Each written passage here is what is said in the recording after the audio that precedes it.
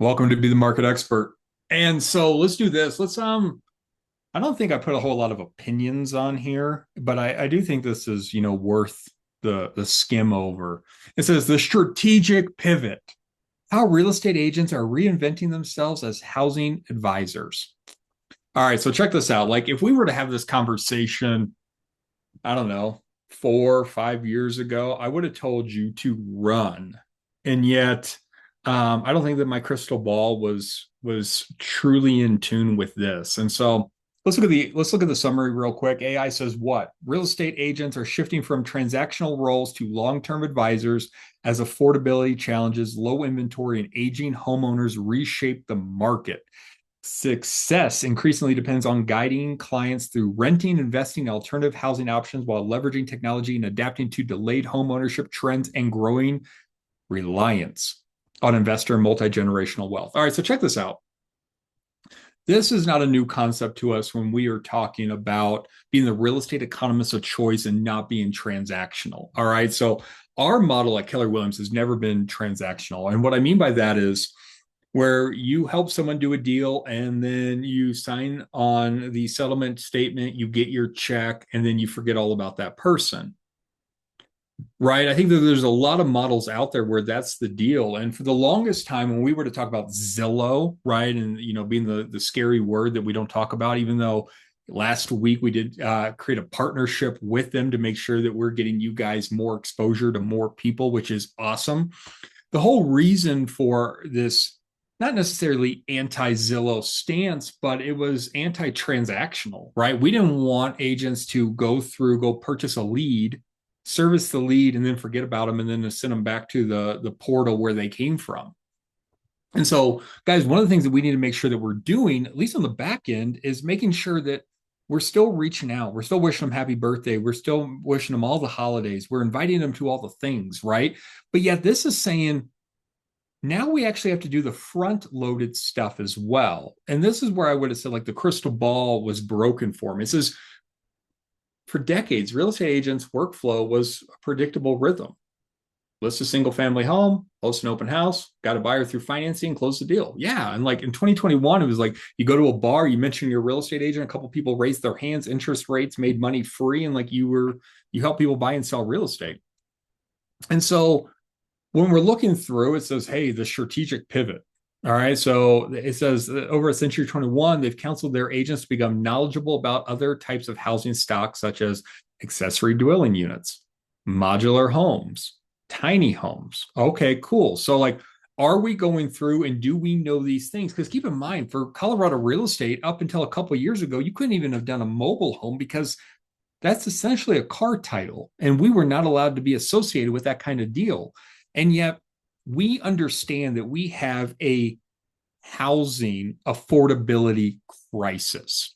All right. And honestly, guys, like, it's never going to be fixed. All right. So hear me today. If I did have a crystal ball, I would say affordability crisis will never be fixed. Because here's the thing: the only way to fix it would be to build as many homes as we possibly could build so that every person could be a homeowner. And think about that.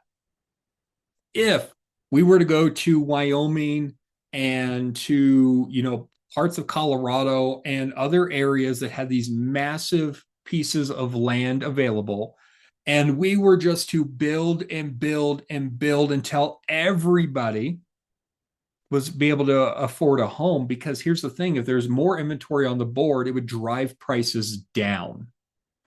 But yet, here's the thing: we've talked about this. Builders are not the March of Dimes. They are for profit companies, as they should be. You are all for profit companies as well. And so when we look at this, we have to be looking at, okay, we understand that the first time home buyer is 40. We understand that the bigger demographic of your first time home buyer is a single female.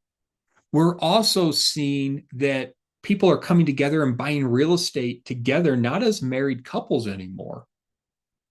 And this is a huge, huge shift from what we've seen in the past, right? In the past is what we would think about. We would think about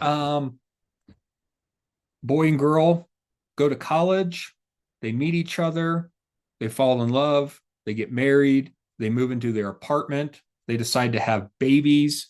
Now they need to go into another home. The babies grow up, they need a bigger house.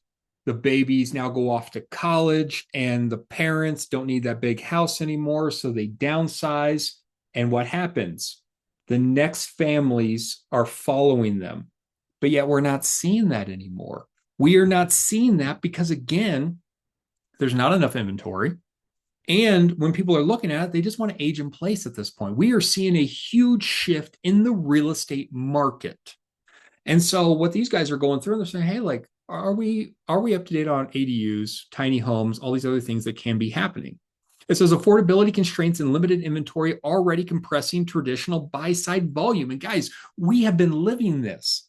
We've been talking about a real estate recession for many, many years. And this is the deal. While we understand there's no such thing as a singular recession, because recession is all encompassing with the economy, what we understand is that when we're talking about the cost of money, we are significantly impacted more because we deal with the highest price item that most people purchase in their life, which is real estate. You take a $600,000 home in the Denver metro, you put that with a 6% interest rate, which they're going back up, right? We have an affordability crisis on our hand where people are saying, you know what?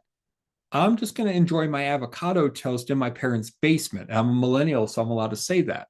But when we look at this, it says tech's going to raise the bar, guys. I just taught a class today, and in that class, what we were really doing is we were going through and we were taking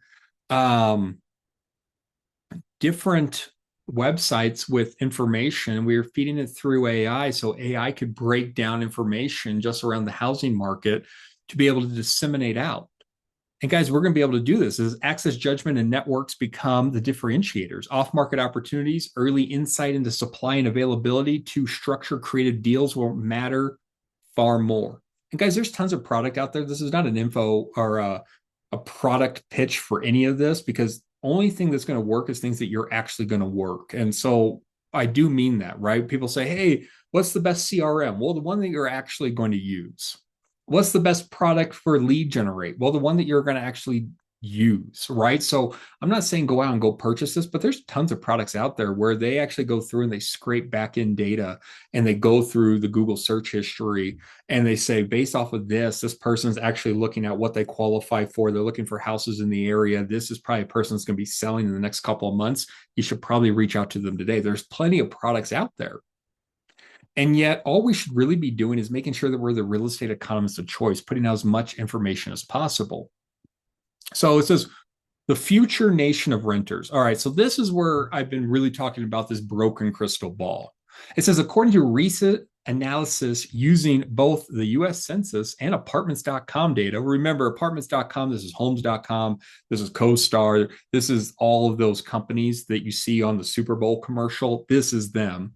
And it says, the share of renter occupied household has risen 30% in 2010 to 34.7% in 24. Okay, so not a huge number when we look at it, but when we're talking as far as percentage of the US population, right? Like there's some people. And it says, while owner occupied households has declined. Okay, more people are renting. This is what we're getting from this. This is first-time home buyers made up of only, because this is just only 21% of home purchases in 2025. Remember, what is this demographic? 40 years old. 10% down payment. What's 10% in our market? $60,000 to $70,000, everyone. So this is a 40-year-old who has finally saved up enough money to live in the Denver metro area. They have to have $60,000 in their bank account. So for my people in this, don't raise your hand. Don't take your, I mean, I guess I can't see anyone anyway, so I guess you could raise your hand, but there's no need to. How many of you have $60,000 to $70,000 in your bank account? And don't come off of mute. Don't share that information. But here's the thing. This is the issue that we're running into. So one of the strategies could look like this. And again, I would have told you to run from this back in the day. What are we doing to figure out the market to be able to help our people go find an affordable apartment? Now, here's the thing. There's not a lot of money in this. In all honesty, you're probably just paying for your gas.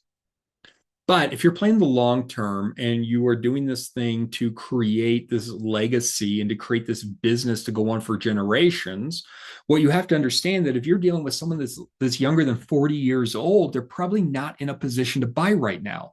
So when we go through this, because this is probably where everyone's database is really living, because I know who I'm talking to. I'm talking to real estate agents. Your database is probably not really on command. It's probably still on your cell phone. So as you're auditing your cell phone, you're opening the applet. The applet's your contacts. You go through your contacts and let's just make it easier. Go to your phone list and go to your messaging app and go see the people that you're talking to. Those are the people that you're closest to in emotional proximity. You're in closer emotional proximity to these people. That means that they are more likely to do business with you if they're thinking about doing business. And if you're like, you know what, this person probably doesn't have the best paying job right now, as well as they're not in that 40-year-old bracket. I know their parents, they're probably not getting that inheritance check in the next couple of days. What can we do to help them be homeowners? And since we understand that they probably don't have enough money right now to go buy a house, maybe they're in the market to rent. And so, guys, again, you're not going to get rich doing this, but this is how you start those relationships. And so I was always the end of the relationship, right? I'm going to go through, I have my relationships with my people. They raise their hand. They say, Charles, I'm ready to buy, sell in real estate. I said, awesome, let's do this thing. And then you stay in touch and business keeps coming down the long run. When we're talking repeat referral business. But what we're seeing now is let's front load this. Let's do something that, again, isn't going to make you rich, but you're playing the long game. It says first time home buyers, again, 21%. Home ownership among 25 to 34-year-olds has fallen roughly 46 to 47% in the mid 2000s to 37% by 2015. All right. So then when we go through, it says, yet industry leaders argued, okay, over the effects of the delay. Awesome. It says, but there is no doubt that today's market is particularly challenging, but ultimately they believe that the level of demand for aspiring homeowners of all demographics will win out. Yeah, absolutely. Here's the thing, guys. No one's saying that the American dream is dead. All right. Everyone wants homeownership, but yet this is the deal. What we're running into is that the American dream is just slightly more unachievable in a shorter amount of time. All right. So what this means is, again, that we're having to go through, we're having to have better relationships. And so I'm going to challenge everyone on this call, go through your applet, phone, and text messages and figure out who you're in conversations with and just figure out, like, do they own a home? And have a conversation with them. Set a coffee appointment. Go to the bar with them. However you communicate with these people, go communicate with them in a one-to-one setting and ask about real estate and what they think. And be that real estate economist of choice. Worst case scenario, you actually might find out that they have a buddy that's looking to buy that they've been talking about, but it's not them. And you get a referral out of this. So it says this, they do see fewer first-time home buyers coming forward as our supply and the unaffordable home arose across the country as undersupplied. It says that doesn't mean the desire to become a homeowner goes away. It just means that it becomes more challenging. Man, I feel like I just viewed into the future on this thing. It says brokerages will need to be more than we help clients buy and sell homes. We help buyers and sellers move through the full housing process. A renter may not be a buyer today, but they will be down the road. And so, guys, again, I'm going to challenge everyone on this call to go through and to figure out, like, do my people, can they afford a house? If not, they got to live somewhere. Are they happy living in the parents' basement, or could they possibly want to move out? Well, let's shift this thing. And again, we're not going to read this whole deal, but this is another opinion piece, I feel. And it says, real estate agents, the pricing conversation has changed. Have you? All right.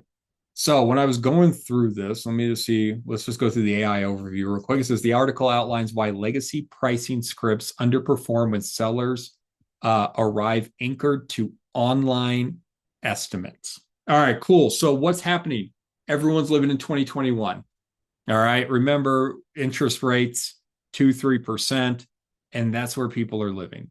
So it says that we got to have a shift from our presentation to a diagnosis, but I really want to go through here this 3 price strategy.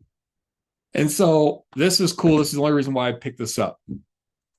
One framework I've seen work exceptionally well for experienced agent is what I call the three price strategy. I don't even know who wrote this article, but it says you present three different scenarios. Okay, cool. So I can get behind that. But what they're doing is they're saying, firstly, you have your aspirational price, which is what they want. All right, cool. So Mr. and Mrs. Seller, I understand that you have a dollar amount in your head based off of what the neighbor sold for, even though your house looks nowhere near as nice as theirs. Don't say that, but you're allowed to think it. And so there's their aspirational price. Then you give them the competitive price. Remember the market that we're in. When we're talking about the enemies that are out there, the enemies are those competitive houses that are in the neighborhood, that are on the street, that look similar to your subject. And there's only two ways to make your home look better. Either put the improvements in that it needs, or make sure that you have the lesser price. All right. So we're talking about the competitive. All right. So this is what makes us competitive. And here's the data. And then the aggressive price. What would actually generate immediate activity? Cool. So we're going through, we're just setting three different prices. Hey, Mr. and Mrs. Seller, I understand this is the dollar amount that you want. Here are the actual homes in the area and what they're going for, or the ones that are actually sitting on the market that actually haven't sold, and how many days they've been on the market. And here's actually a price point where we actually believe that would get a lot of activity, guys. And here's the thing, this is a harder conversation to have because a lot of sellers don't understand that, firstly, it's hard to underprice a home in this market. And this is what I mean by that. If we're going through and your seller believes that their home's worth $700,000, but you believe that it's worth $650,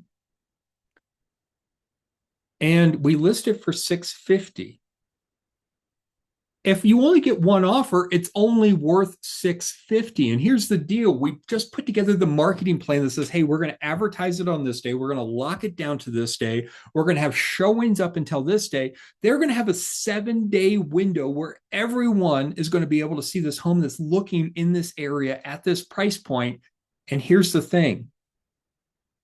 If we only get one offer out of all of that time, your home was only worth $650 to begin with. But this is what we understand. What we understand, though, is that if your home is worth more, as we getting all these eyes on there, it's going to get bid up. But if it doesn't get bid up, that means that the dollar amount that I told you today is the actual dollar amount that it's worth. And so, guys, these are the conversations. We have to get comfortable getting uncomfortable with the conversations that we're having with our people. And so I do like this. I actually thought this was interesting. I only wanted to really talk about this one paragraph. So what you're saying is slightly underprice it and let the actual market drive the price up it through competition. Absolutely. Because again, if you only get one offer and it's at that price, that's all the house is really worth. I get it. And Okay. so that's why we're going through and we're having the conversation. We're figuring out what their motivations are, right? Like Greg, we sit down and like I understand that you know this, right? Like you're at a home, you understand that the buyers that are coming in are looking to buy a house, and we're just trying to figure out what their motivation, why they came to look at this house specifically. Right. Same thing with our sellers, right? Like we're going through and saying, Mr. and Mrs. Seller, you reached out to me. Why? And they're like, well, I don't really need to sell this. Then why did you call me? Right? Right. Like, no, you do need to sell this, or else we'd be having a completely different conversation right now. So, Mr. and Mrs. Seller, what's your motivation? Well, I want to be in this state. Why? Well, because if I move over there, I'm going to be closer to my grandkids. Awesome. Why do you want to do that? Well, because I love them. Cool. What if you don't get to move closer to them? Well, that would super suck. Awesome.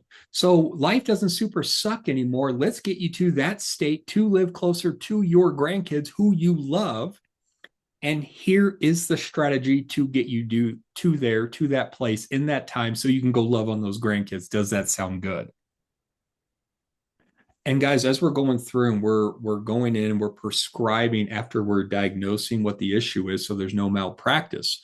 But yes, if we're going through and we're saying, hey, Mr. and Mrs. Seller, You called me, let's list it here, let's get this thing sold. I understand that that's not the dollar amount that you like, but who cares, right? We have to figure out what their motivations are, right? And we're not going to force them to do anything. No one on this call is good enough to force anyone to drop a price $50,000 to $100,000 or actually motivate someone to go spend $600,000. And yet, what we do understand is that they've reached out to us for a reason. We have to uncover what that reason is and help them make the decision to make the move for their motivations. So, yes, I do like this. We have a lower price and we artificially create the environment that we were in 2021. And guys, here's the thing, it's not fun. It's not a fun environment to be in where you're getting like 6 phone calls, highest and best, doing all these things, but yet we have a fiduciary to our client to get them the most amount of money. And what we understand is if we overprice the home, it's just going to sit and we're going to stigmatize it.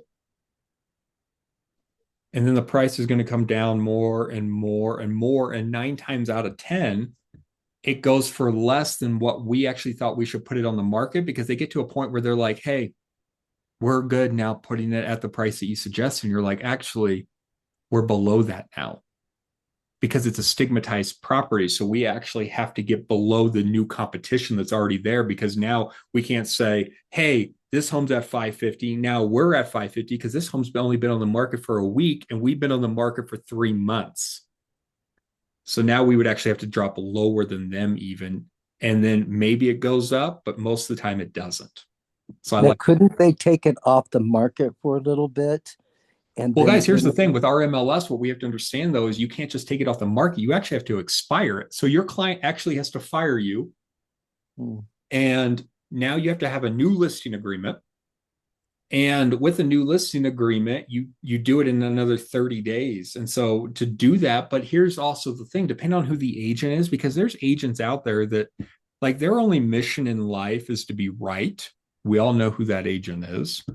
And what they're going to do is they're going to go in and they're going to look at the history, right? That little clock icon, they're going to click on it.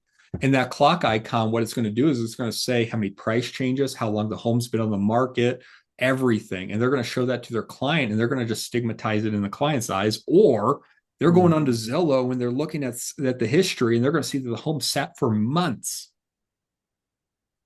And as we're going through there, we understand that this is what Zillow has done. It's given everyone a PhD in their real estate market that, hey, I know Zillow's not right, but am I doing better off than my neighbors? Right. Right? That's all they want to do. And so they know how to scroll through this and go and look. So they have access to this as well. So I think that's a dangerous strategy Okay. um, to execute. Got it. Cool. All right. Sellers outnumber buyers by the largest margin in over a decade. All right, so this is interesting, right? Because it says there are 46.3% more home sellers than buyers in the US housing market in February, according to Redfin data, the largest gap since 2013. All right, cool. Remember, everything we were doing is rear view facing data. This just actually came out yesterday, but they had to compile all of it. And guys, as we're looking at this, this is what gets interesting, right? We are going into a market where we used to talk about the golden handcuffs.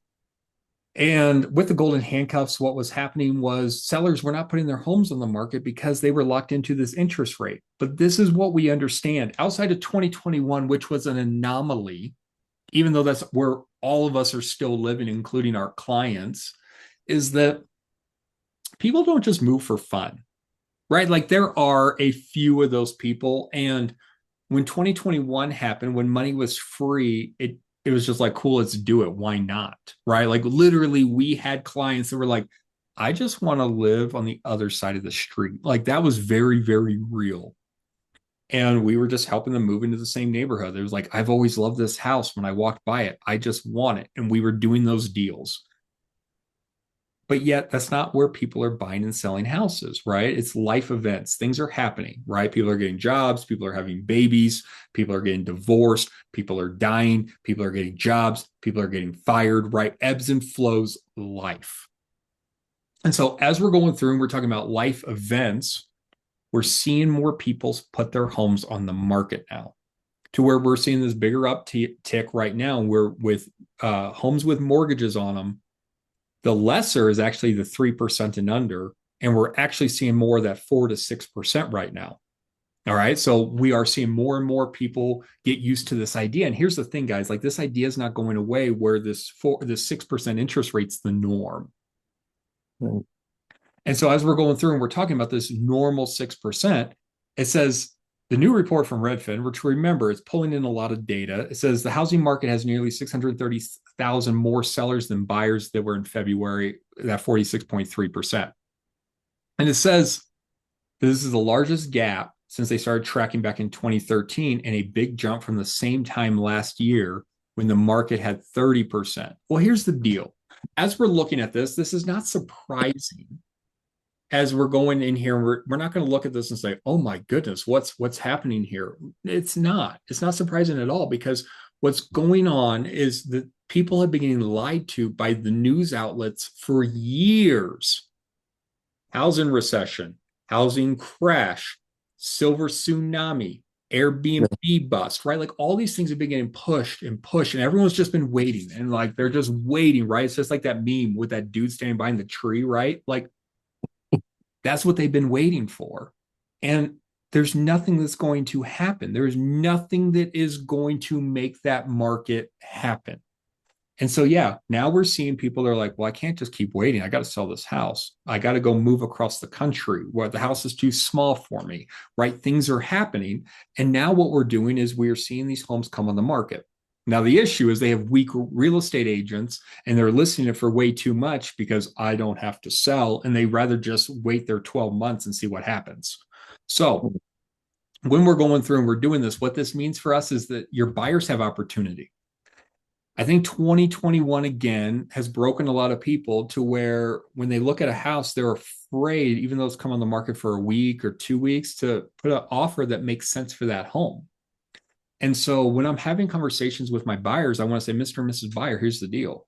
There's more inventory than we've had since 2013 as a nation right now. We're also seeing concessions being worked in up front. Well, what's a concession? Great time to have that conversation. And now we're going through, as the real estate economist of choice, we're saying all the levers that we can do to get them a better price for the home, get them concessions, which is going to drop their monthly payment and put them in a home. Because here's the deal. If we're having this conversation. They said, well, I'm just waiting for rates to drop. Well, here's the thing, like that's stupid. Don't say that either. But when we're talking about this rate cut, give me 1 second, guys. I'm at home waiting for a package. When we're talking about this rate cut and we're looking at it and we're going through to see like, does this happen? Will this happen? We don't know. We have no clue. Guys, give me 1 second. I apologize.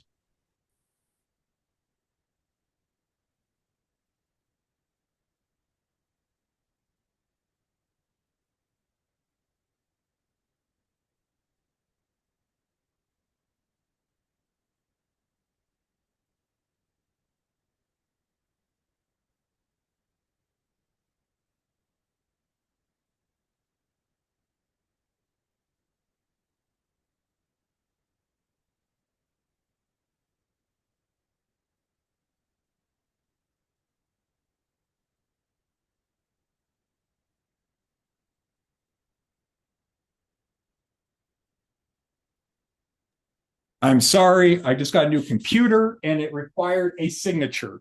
And they've moved it on me 2 days in a row now. And I did run, so I'm gonna be a little bit out of breath.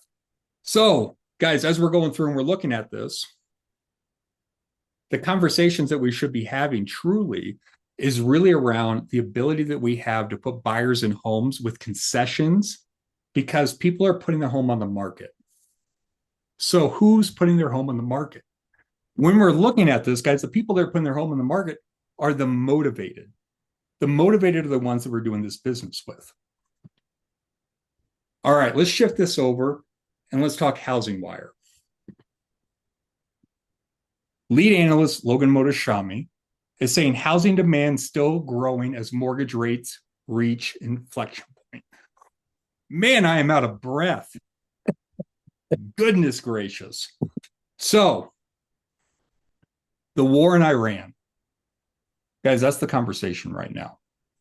And when we're looking at this thing, it's really having an impact on our market.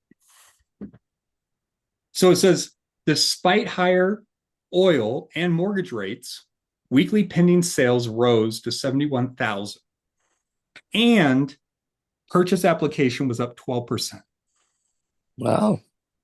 which is good news, right? Like Greg just said, wow, which is real. So as we're going in here, let's look at some graphs. What's Here we causing are. those stats? Do what? What's causing that stat? Guys, what's causing the stat is that people are tired of waiting. Got it. Right? Like this is it. Like there's nothing special. And again, like while we do have people that are holding out, which again is silly because we'll look at those mortgage rates here in a minute, like we should not be trying to time the market.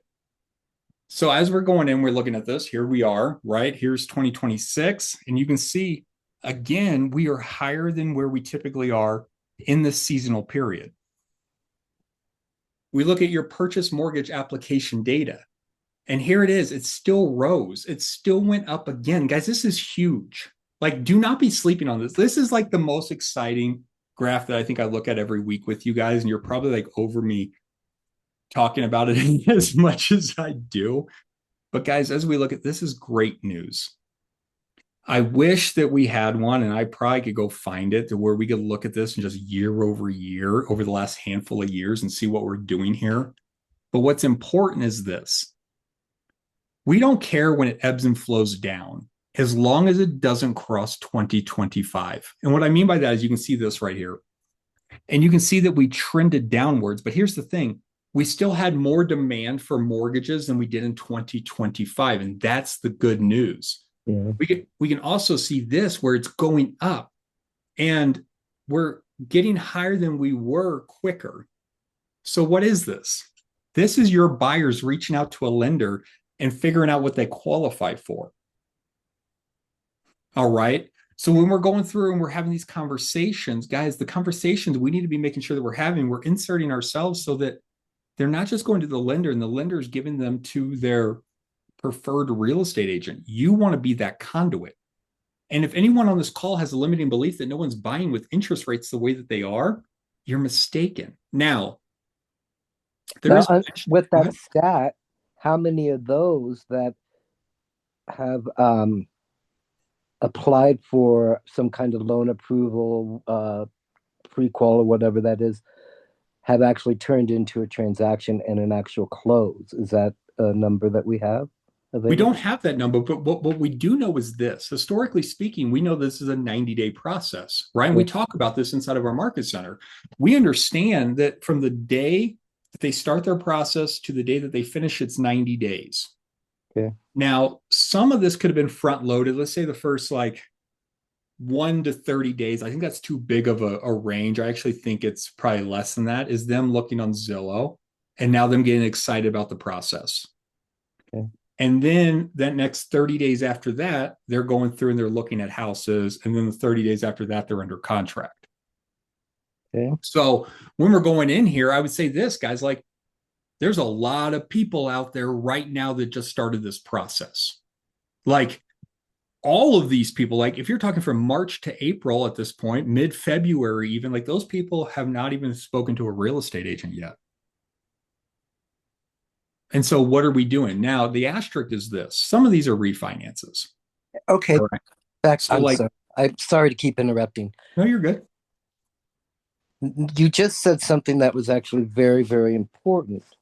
So right now, these people are getting pre-qualified, and now they're going to be turning to the market to purchase. Mm-hmm. So they're at their highest, I don't know what that word would be, peak of purchasing power kind of thing. Yeah. How do we contact those people? Well, here's the deal, right? Firstly, we got to have relationships with our lender partners, right? Mm-hmm. And so whatever lender partner that is, guys, and you get those phone calls. I mean, you get those emails, you get those text messages. How many of you guys right now are like, I don't have time for that person? Mm. And so go take the coffee. It doesn't hurt. They're going to pay for it anyways. So go take the coffee appointments, go have those conversations. But here's the thing. The biggest thing that we could be doing is making sure that we understand that our people are starting this process online because a lot of people are living on this thing right here. And Right. so, how do we take so much mind share that when they're online and they're applying for that mortgage, that they're also seeing us on social media? They're also going through because what we understand is that the top people that are going to be doing business with us are our sphere of influence. And so, how do we take so much mind share that when these people are thinking about this process, they're coming to us first, and then we partner them with the lender, right? Because that's going to be one of the things. Yeah, some of these guys are going to go and they're going to talk to their lender, and their lender's going to partner with them. Some people are going to go talk to a lender, and the lender's not going to give them anyone. But here's the thing, and this is what I want to caution everyone with: the largest lender in the world is Rocket Mortgage right now for mortgages. All right. And so Really? Rocket Mortgage owns what? They own Redfin. Right. And so while I don't think Redfin's crushing it by any extent of the imagination, because they're not, when we look at this, we also got to think that how many of these affiliate programs are also already tied to a brokerage because you're not going to get any of that business. Say So that again. like if we're going to go through and they're going to Rocket Mortgage, you're never going to get Rocket Mortgage business for the most part unless they're already in your ecosystem.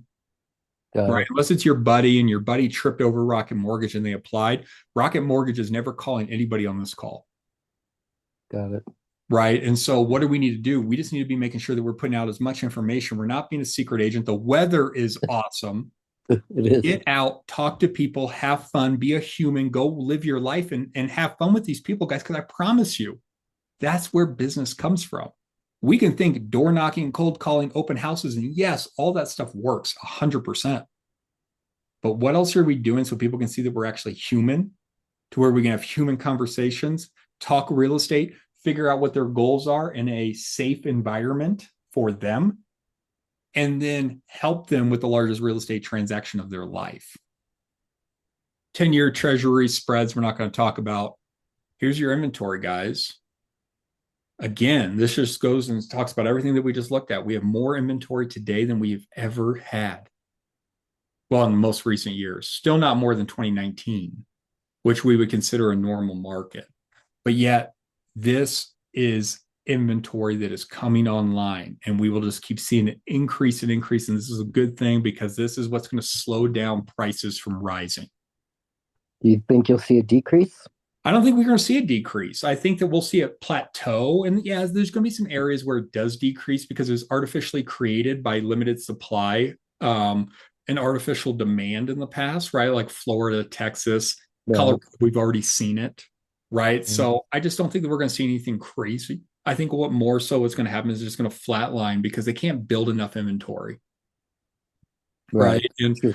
builders aren't going to keep building. What's going to happen is what's going to truly happen is if builders start to feel that their prices are going to go down, they're going to limit their inventory, True. right? And you've lived that game, right? Like you Yeah. understand that. So what happens is there's never going to be an influx of inventory. What people are going to do is they're going to take inventory off the board and create more artificial demand by limiting the supply to keep prices up. That's what we'll see. Right. Okay. More inventory hitting the board, right? We see this. We're right in line with 2025. Percent of properties with a price reduction. Guys, it is creeping up a little bit more just because there's more inventory. And again, I got two options to get my home sold because who has their home on the market right now? The motivated, the people that need to sell, not want to, need to. And so I got two options. I can either make my house look the best in the neighborhood or I can drop the price. That's what we're seeing here. People are like, well, I'm not going to put in a new kitchen because I don't know if I'll get that money back. You're absolutely right. Let's drop the price. That's what we're seeing.